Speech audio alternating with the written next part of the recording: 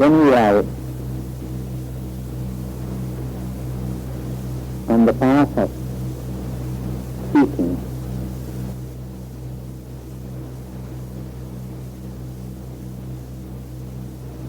there are many obstacles.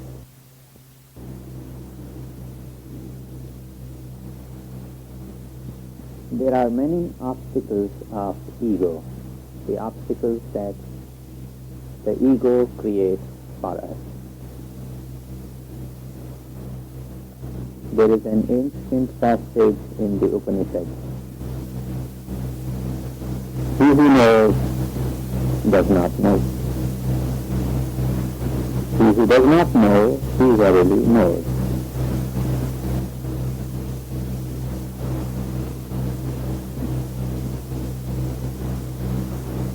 It is said that once upon a time, a great Greek philosopher, Socrates, heard of a great teacher whom everyone praised to Socrates. So Socrates decided to undertake a journey to meet this great philosopher and teacher. He went and saw him, met with him, and discussed these matters of metaphysics with him. Came back and people asked, "Well, Socrates, what is your opinion of him? Who knows more, you or he?" And Socrates very humbly said, "I know more." The people were surprised to hear Socrates speak like that, because he was a very modest, very humble man. So Socrates explained further. He said, "The philosopher I went to visit knows nothing, but does not even know that he knows nothing. I know nothing, but I know that I know nothing." That is why I say I know more. It is very difficult to know that I know nothing. It is very difficult to acknowledge. However, I have read so many books. I have been to so many teachers. I have sat at the feet of so many philosophers. I know a great deal. A great professor of philosophy went to the ashram of a guru. The professor had written many books and had taught hundreds or thousands of students. He went to the ashram of the guru and said, "I am a philosopher. I have studied this and that, researched on these topics, written many books, I have hundreds of students, and I have come to offer you my services. What may I do in this ashram? Because I would like to sit at the master's feet and learn more." He had gone with the expectation that he would be immediately appointed, if nothing else, maybe the assistant guru.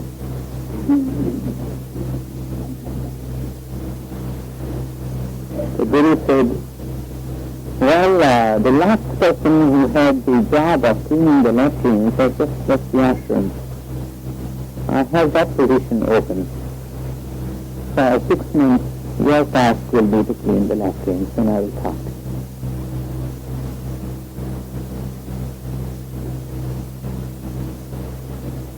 So far as the spiritual truths are concerned, all our philosophy, all our knowledge is mere information, because it is neither a realization nor an assimilation of knowledge into our character. I spoke to a group of physicists. I invited a group of physicists to meet with me. And I said, in physics we study that the whole universe is a vibration. We study that all the phenomena that you perceive with the senses are misleading, because that is not the way they are. They are not the way they appear to the eyes or to the touch. This knowledge must have some influence on your personal life. And I would like to know what influence it has on you. And they said, none. All of the physicists in the assembly said to me, none. It has no influence on us. And what use is your knowledge of the fact that the phenomena of this universe are ephemeral, ever-changing, and not the way they appear to be? This is true not only of the physicists, but also of the philosophers of many ages, whose philosophy is merely information. But when we come to the philosophers of the tradition of the ancient text called the Upanishads, and the great sage named Narada, who is a legendary name among the devotees and philosophers, goes to the feet of a 5-year-old wise man named Sanat Kumara,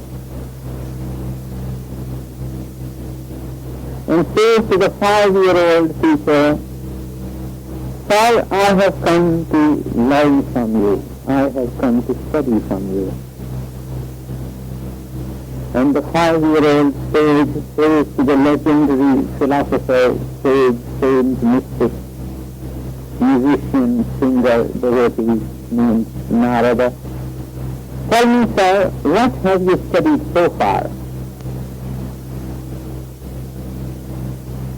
And the sage Narada recites the whole list of all the great texts. I have read the Rig Veda, the Yajur Veda, the Sama Veda, the Atharva Veda. I have read the science of astronomy, the science of the planets, the science of the snakes, the science of the study of the future.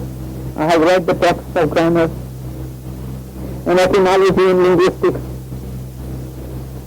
And he bows and he says to the 5-year-old saintly teacher, "But sir, I have heard from the wise men the likes of you. I have heard from the wise men the likes of you that he who has the knowledge of self crosses over the channels of sorrow and gets across them. Having studied all these texts and sciences, I yet grieve. So I have come to you. Would you please take me by the hand and help me cross the channels of grief and sorrow of this world?"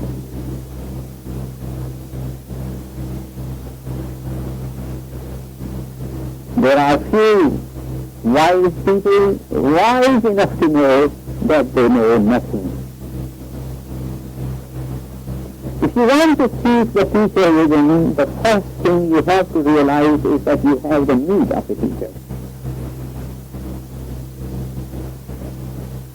That you have need to know something. I have found that a lot of times people who are avoiding finding an external teacher are doing so because they are afraid of the test that their ego will go through at the hand of a great master. We have a false notion, once you have found the master, well, your life is all roses.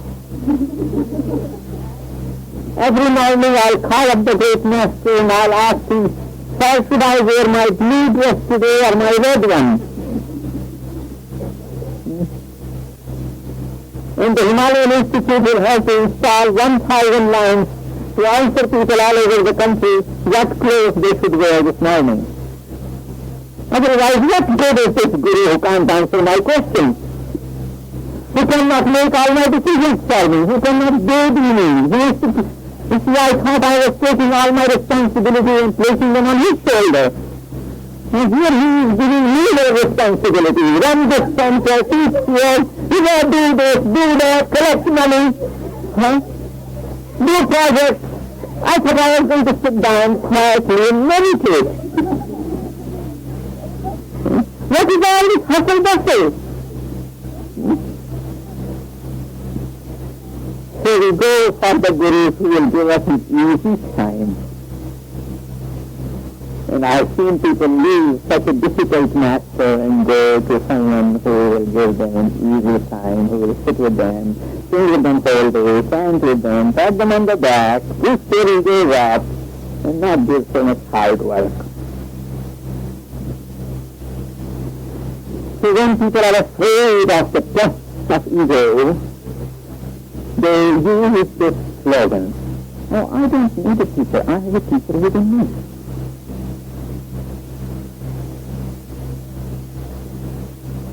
So beware, be careful that this statement does not become a servant of your ego. A lot of times people sit down and meditate and they hear voice. I mean, you don't have to be a great psychiatrist to know what it means to hear voices in the head.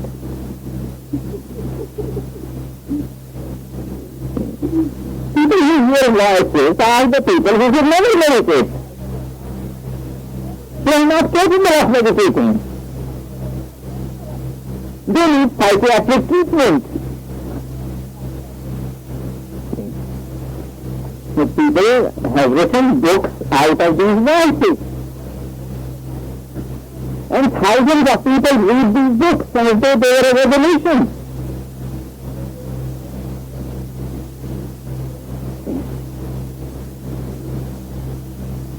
So first of all,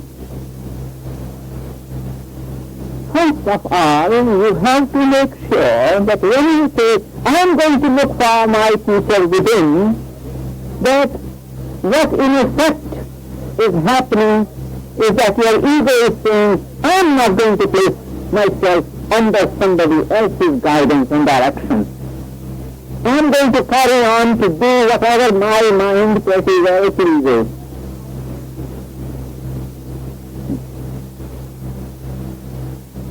And many of us have played this game.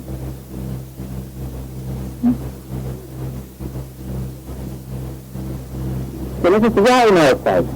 That is one thing to be beware of, to be careful of.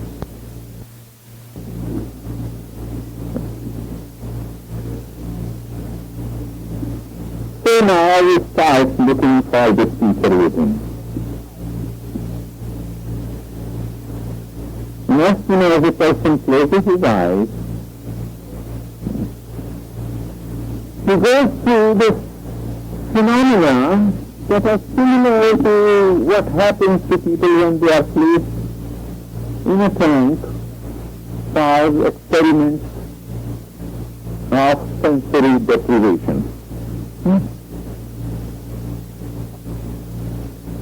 When we experiment with sensory deprivation, what happens? Because the mind is not receiving anything from outside. It regurgitates its own material and sits there chewing the cud. The mind begins to chew the cud. People say it's a great mystic experience. All you have to do is go out and watch a cow sitting in the field chewing its cud. A great mystic experience. Oh, this is what mystic experiences are all about. The mind chewing its cud. See, there's so many false notions. People think anything that comes from my mind is great and mystical. And we always like to believe ourselves to be more advanced than we are.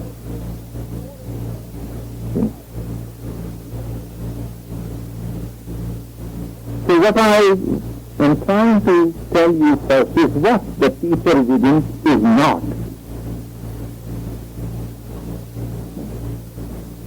Everybody talks to you about the teacher within. But we want to be very clear about what the teacher within is not. These voices you hear when you close your eyes are not the voices of the teacher within.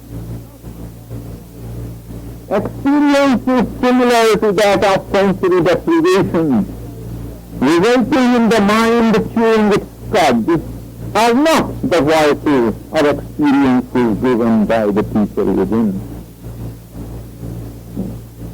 These are hallucinations created by the mind to make up for the loss of an external experience, to draw from its jumbled storehouse of memory all kinds of threads and weave for itself the kind of spider web that the spiders on LSD weave.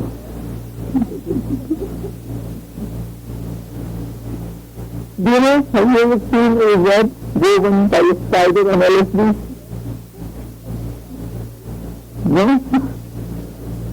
There have been academic articles that have published the pictures of the web woven by spiders on LSD.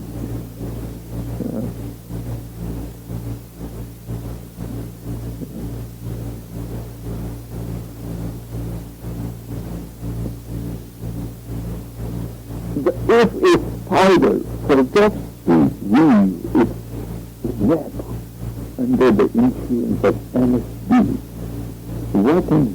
what would a human being forget to do under the influence of LSD?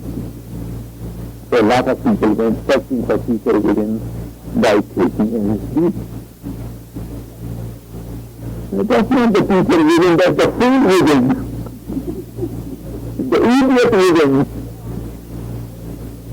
Just because it is within does not mean it is the teacher. See, all of us have an idiot within us also.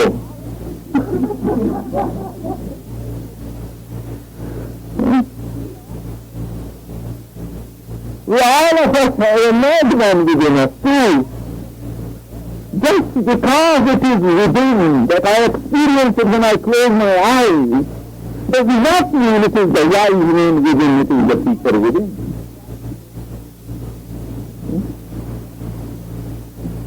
So be warned against these pitfalls.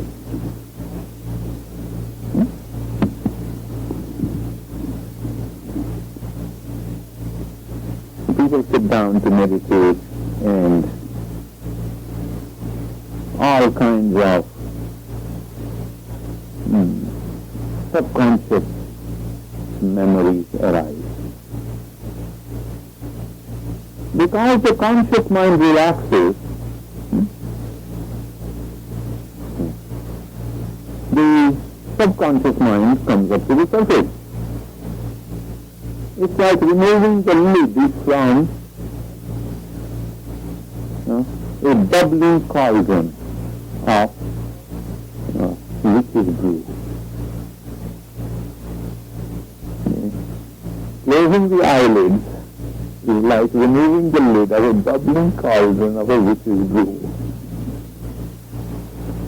You see that you have got in there.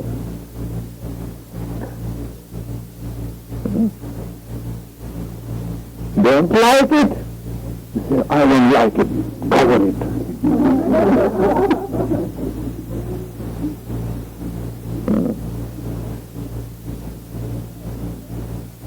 But it's still there, it's bubbling. It will show up in your karma somewhere sooner or later. So get out of your mind the lid and take a good look at it. And see what I've got in there. And try and change the view. Put some better smelling herbs in there.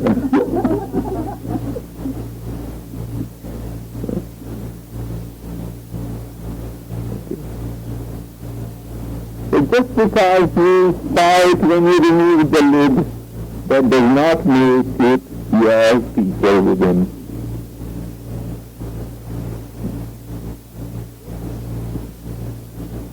In our minds, we have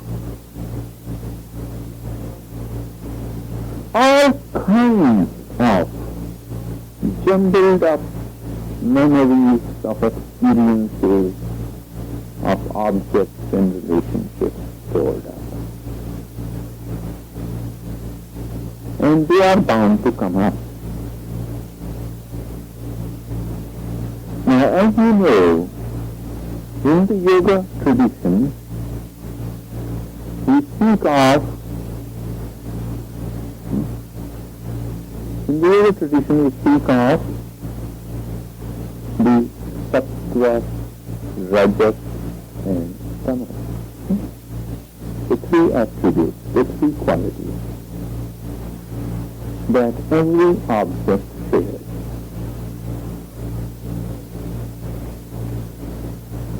Sattva, the attribute of purity, harmony, balance. Rajas, the attribute of activity, energy, as well as turmoil.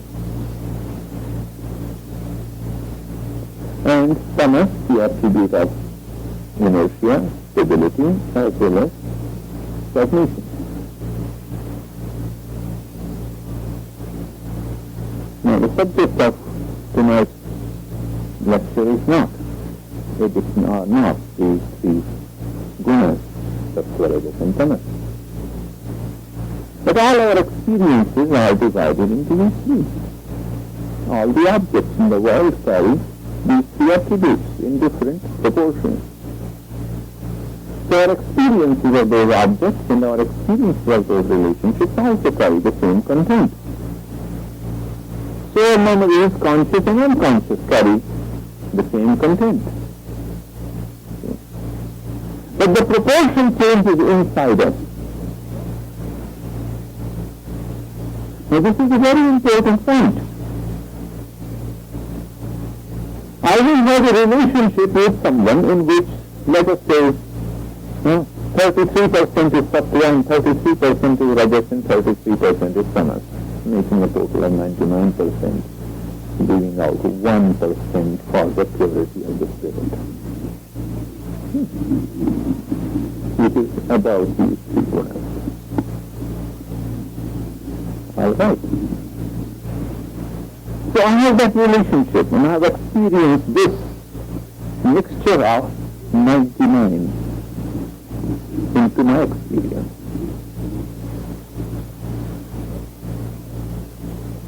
Does it mean that my memories, conscious and unconscious, now are constituted of the same proportion that I experienced before?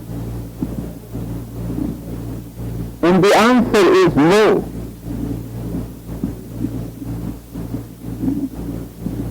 Because it is a simple principle of chemistry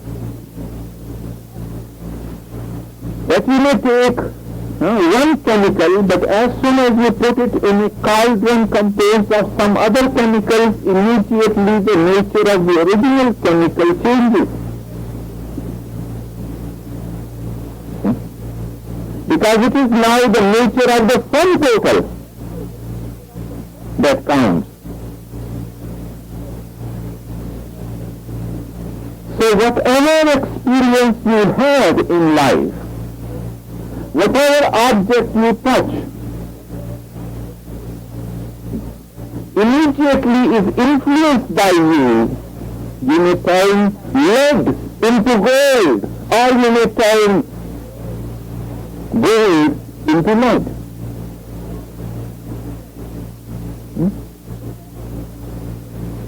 So whatever relationships and experiences you have in your life, as soon as they touch your mind, their nature ceases to be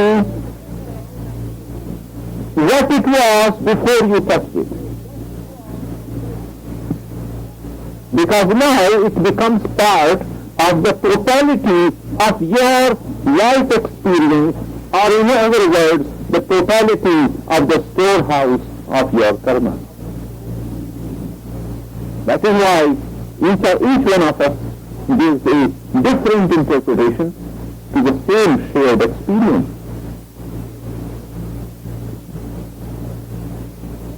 Because immediately it touches our ears, our eyes, our senses, its nature changes. We infuse that experience with our own interpretation. You ask 100 witnesses to give a report of the same accident. No two would agree, because the psychology, the mental pattern of each witness infused in it its own interpretation.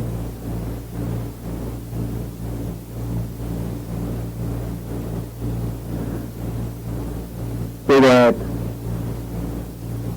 two persons read the same book, they don't draw the same conclusion. They don't arrive at the same results. Two persons make identical experiments in life and they do not arrive at the same result. Because from within their minds, they are introducing some factors, you see, which are not in the objective situation. So when you sit down either to contemplate or to meditate, whether you sit down with a thought process called contemplation, where you are pondering over a matter philosophical or practical, or you are actually in meditation, whatever arises from you, with the exception of a few rare masters, whatever arises from within you is more often than not very misleading.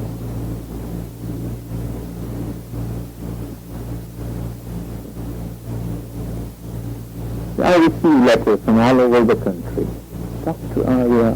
in my meditation I received this message.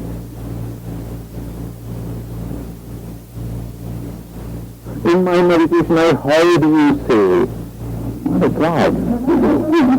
For God's sake, please, my master will beat me.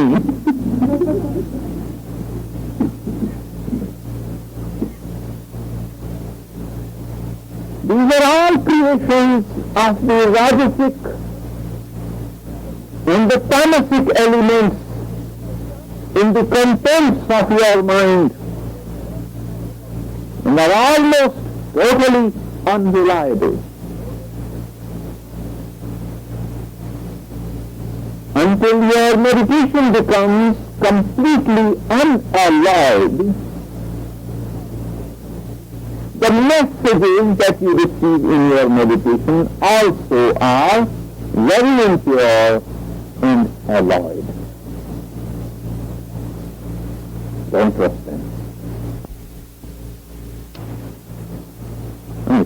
It's cruel to say so. It's very difficult to hear it and bear with it.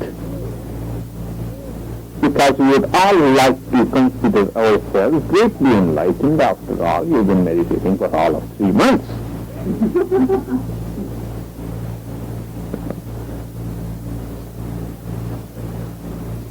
Or 3 years. It's a long time. But ask a great master like Swami Raman and tell him, you have been meditating for 3 incarnations. You say, oh, I'm glad to meet a good beginner.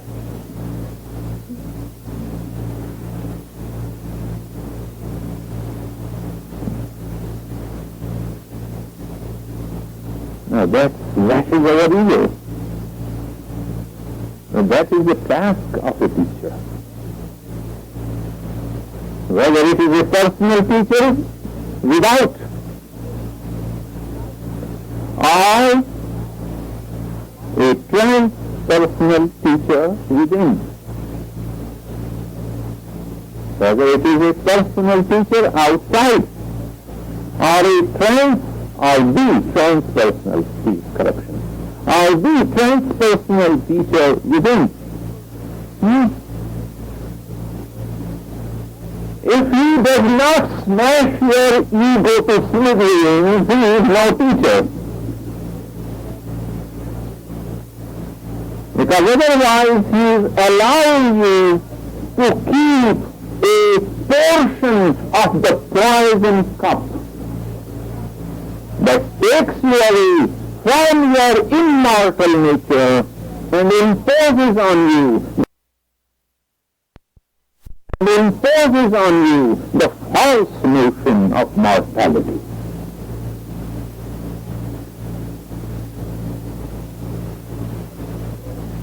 It is your ego that takes you away from the knowledge of your immortal nature and infuses in you a false notion of your mortality. Because ego subsists only on mortal grounds.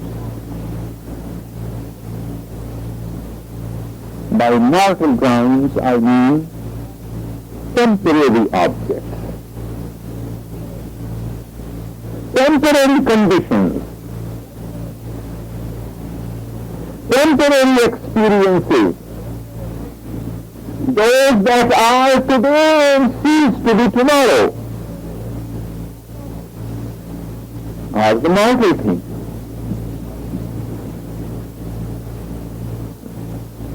Like the ego that says I'm a male, like the ego that says I'm a female. So naturally the two egos clash.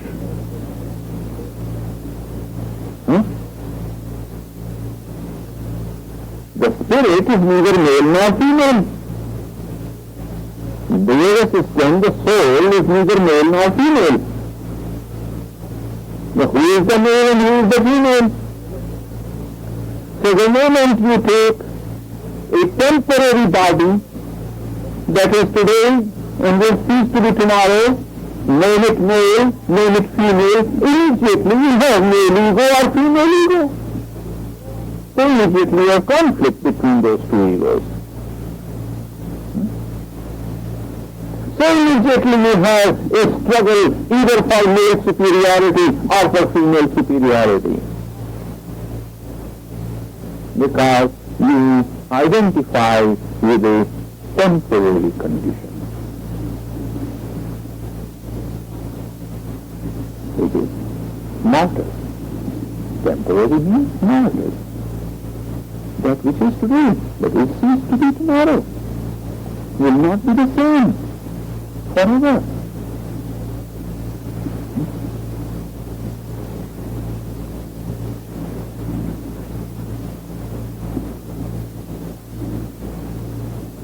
A true teacher appears to be very cruel,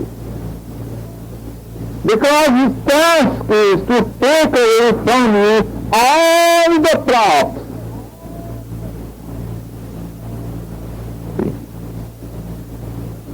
And leave you standing alone and absolute.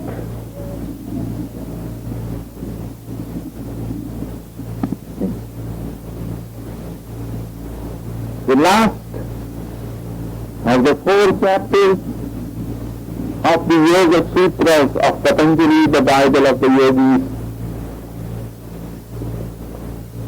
is called Kaivalya Pada, the chapter on Kaivalya. And that word, Kaivalya, can be translated as a state where you are alone, or you can translate it as absolute. A state of absoluteness. Then you are, my friend, on a firm ground. Then, as Jesus said, you have built your house upon the rock. That absoluteness is your rock of ages. The ages will pass, but the rock will stand firm and unchanged.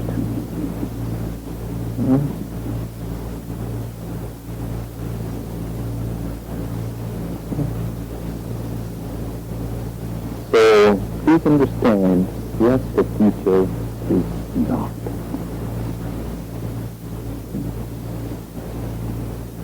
And only then, slowly, you will begin to find what the teacher is.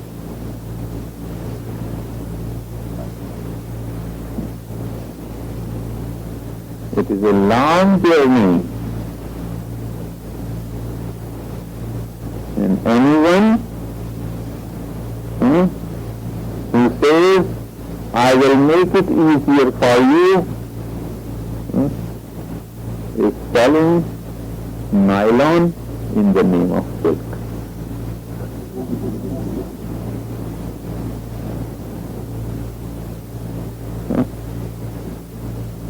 Anyone who says otherwise is selling nylon in the name of silk. So make sure you are buying silk and not nylon.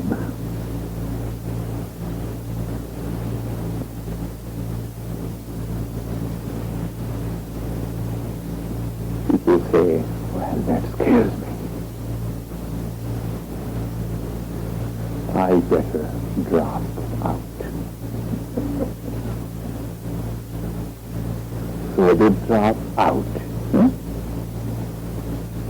What are they called? The seeds that drop Friday? Wayside. That's right. But then you will not go into the fruit. You say the journey is difficult. So I ask you then, tell me what is easy. Show me something in life that is easy.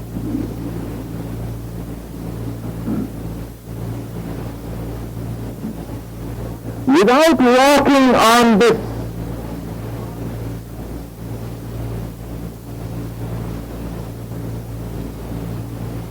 straight and narrow, without walking on this straight and narrow, without walking on this razor's edge, take whichever phrase you will, a phrase from the Bible or phrase from the Upanishad. Whatever other paths you take in life, whatever other paths you have taken in your life so far, have they been easy?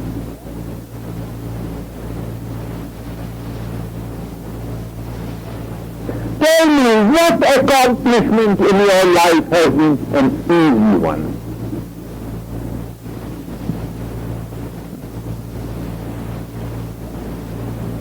What processes in life have you found that were not difficult? The most difficult ones were the most rewarding. The least difficult ones were the least rewarding. And in the beginning of each of those processes you did debate. Well, it does look difficult. Shall I undertake it or shall I not undertake it? And if you did not undertake those, then how would you find out what the rewards are and what are the rewards that you have missed?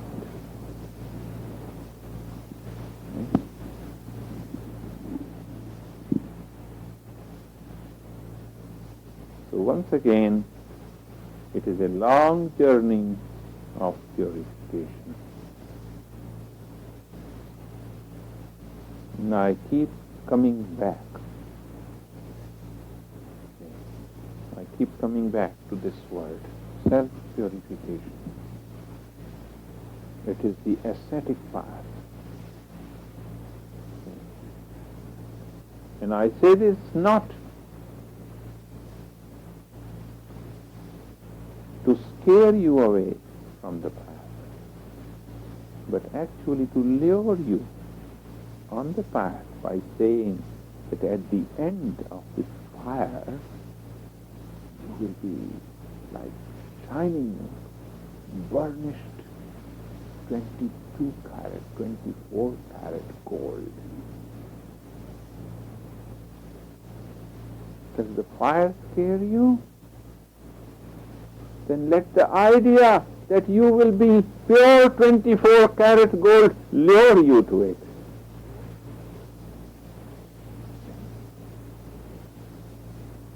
Or on the other hand, you can remain the lump that came out of the mine.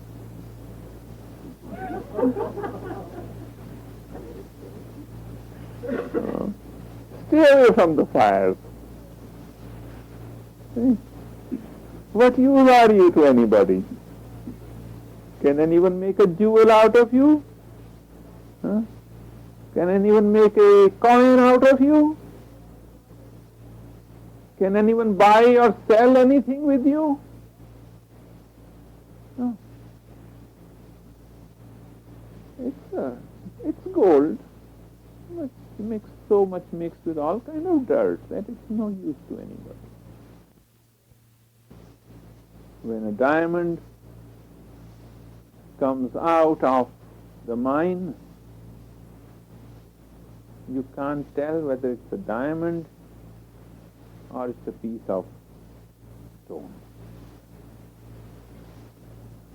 It's dust. The rajas and tamas in it are very predominant. But when it goes through the cutting process,